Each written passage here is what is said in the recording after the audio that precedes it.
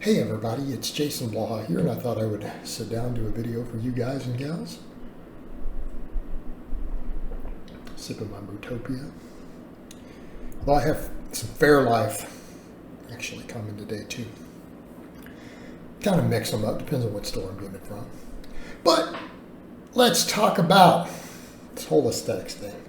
You know, now that I am working on physique, and for some reason people think I don't know a lot about physique, as if I'm not friends with tons of bodybuilding prep coaches and things, or I haven't followed that world. Here's one of the things that comes up. Someone has said, hey, do you have a different opinion of this individual? And I won't name names, I'm not going to single anyone out and pick on them. You know, now that you're working on your physique, you know, he promotes aesthetics. And it's like, no, because he doesn't train his legs. And that's kind of the point. Okay, being a silly upper body bro is not the same thing as pursuit of aesthetics. Because aesthetics means that you want to look good top to bottom, and you're treating your body like a piece of art.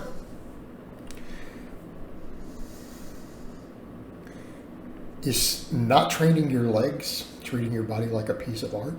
And I'm going to be serious. Do the guys who are doing this, do they really think that they look good? Okay, if you look good only at the angle this camera is right now, and from any other angle, you don't even look like you lift.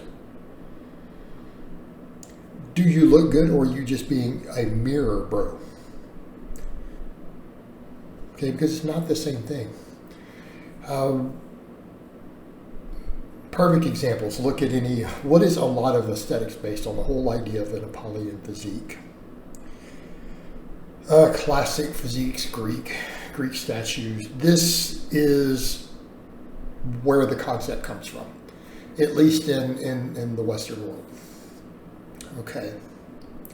They all have legs. They all have legs. And go back and think of what most people think of as classically aesthetic physiques. You know, Arnold Schwarzenegger, Frank Zane. Okay, they count. Arnold could squat over 500 pounds. Steve Reeves, right? Okay, there you go. There's a classic aesthetic physique. Steve Reeves, all the way back to the 50s. He trained his legs. He did calves. He did squats. He actually trained his calves. Okay, so let's think about that. If your goal is to look good, aesthetic, you should be training your legs. Now, I understand there will be a slight bias towards upper body for much of that, and I get that, because guys are seeking the wide shoulder, tight waistline, abs, all that. Okay, all right, that's absolutely part of it. And we've always said, obviously, for health purposes, sports purposes, obviously legs are more important. Okay, that isn't really subject to a lot of debate. Almost every sport, you get more mileage in your performance, other than throwing sports, arguably, because most of your throwers have phenomenal cleans and squats and things like that. But generally, sports will get better carryover from the lower body. It's better performance. Health, the ability to lose body fat, the ability to reduce cancer, diabetes, all this stuff. Yeah, we all understand there's a bias towards lower body there. That should technically, if those are your goals, let me be clear on that. If those are the goals you set, you should probably consider being biased towards the lower body. A lot of women choose to bias towards the lower body. But just because there can be a slight bias towards the upper body in aesthetics doesn't mean that it's aesthetic to skip it. And guys are like, well, girls don't care about legs. Yeah, they do. Plenty of women out there who aren't even really about lifting have seen guys who are like that. And they're like, hey guys, this is all upper body. He's got chicken legs. They'll occasionally notice it. They will note it.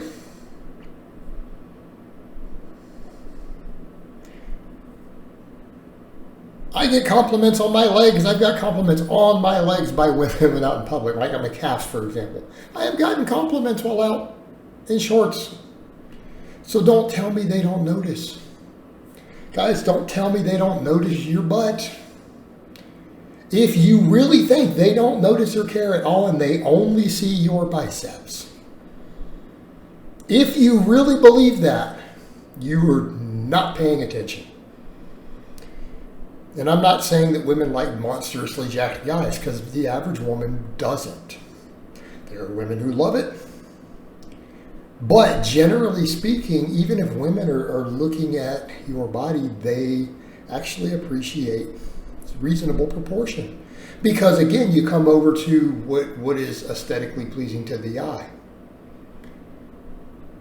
Anything extremely disproportionate is actually grotesque. It's not pleasing. So if you have built up and you have nice 17-inch arms and you got a six-pack and you've got chicken legs, if your thighs are the same size as your biceps, that's not going to cut it. That isn't aesthetic. Just admit it that you're an arm bro. But so don't use that word. Don't use that word. If your goal is to look good, if you look good naked, you should try to be reasonably proportionate. I'm not saying you have to squat 500 or 600 pounds. Again, I'm not making that statement. What I'm saying is the term aesthetics implies proportion. Yet another reason you guys see me now that I'm working a bit on physique.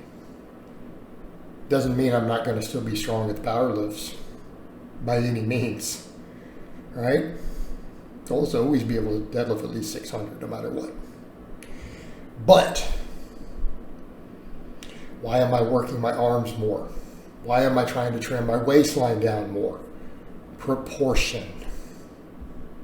Proportion matters. Right? And that's the idea. So when people talk about these things and they'll use that word, I'm trying to look good, I want to be aesthetic, and their idea of leg training is to do a few sets of pistol squats a week, which are a trick lift. They're not that great for leg development. They just aren't. I'm not saying they can't contribute, but you spend more time balancing than you do creating tension. It's not that workable. By that same token, instead, guys who are talking about aesthetics, I don't know, maybe some of your leg workouts, let's see 10 sets of squat pattern movements. Let's see 10 sets for your hamstrings. Let's see 10 sets for your calves in a workout. If you're not doing that, you may not be taking proportion that seriously. Just saying. In other words, if you're going to use the word aesthetic and you train your biceps, but you don't train your calves,